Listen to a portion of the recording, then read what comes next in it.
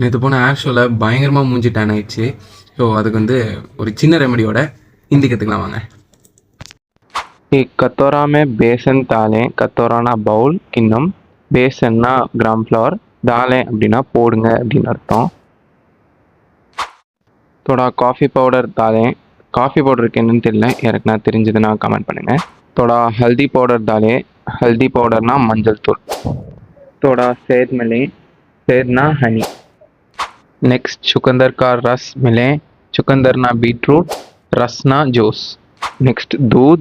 दूध ना पाल. इसे अच्छी से मिलाए அப்படின்னா மிக்ஸ் இட் வெல்னு அர்த்தம்.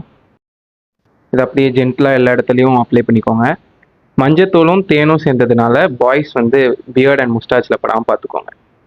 इसे 10 मिनट के लिए छोड़ दें और इसे दो அப்படின்னா லிவ் இட் ஃபார் 10 minutes छोड़ दें அப்படின்றது லீவ் இட் அப்படின்னு அர்த்தம். 10